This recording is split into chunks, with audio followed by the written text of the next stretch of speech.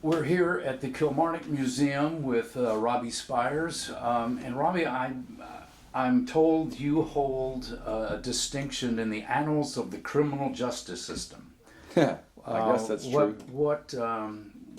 What did you do, and just walk me through the whole thing? Well, you know what, this is one of those things that you don't want to be famous for, but it is kind of a funny story after you get 30 years past it. But we were gladly and happily marching in the Warsaw Fest parade. And what year was this? This was 1997, October '97, and we probably had about 150 kids marching that Saturday, and I can't remember. I think it may have been really, really warm because it's normally warm in October for that parade. And we were going along as we normally do, playing and having a good time.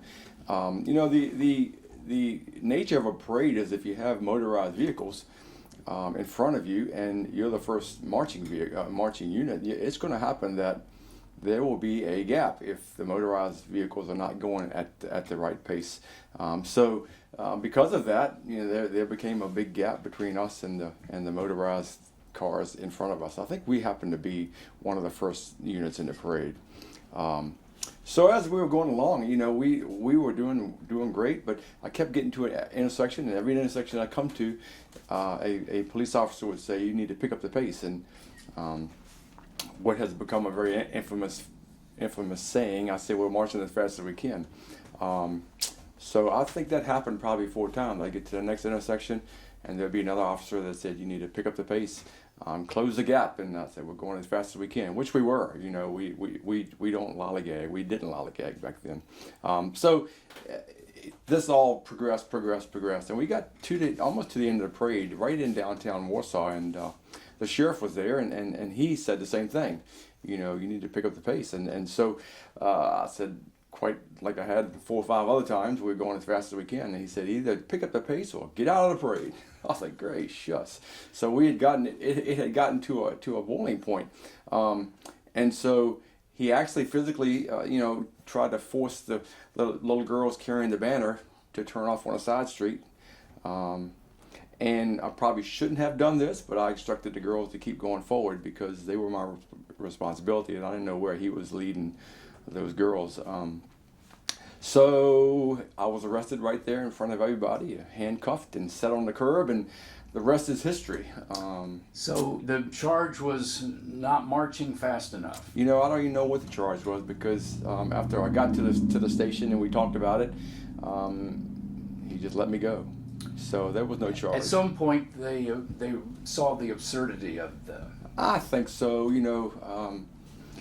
Everybody that I've talked to have seen the absurdity of it. It's just one of those things. You look back on it, you're like, how in the heck did that happen? But anyway, it happened, and it's one of those things that you just kind of look back on and think, kind of humorously about that. How could that have happened? And I've had jokes and puns and people asking me about it for the last 30 years, although it has kind of died down a little bit until this video comes out. Yeah, but it is something you might want to think about putting on your resume because it does set you apart. I am resume-less right now. I'm retired and I don't need a resume, so I'm pretty good. Okay. What advice do you have for other band directors who are marching in parades in small towns?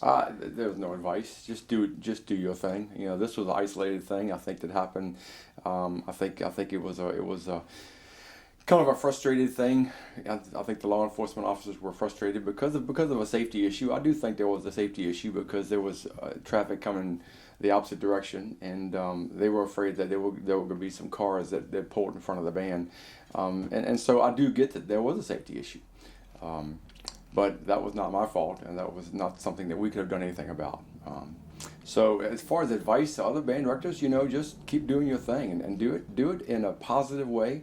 Represent your community. That's the whole thing. Represent your community with the best possible music, the best possible kids, and do it with a sense of pride. And I say 99.9% chance you will not have a problem.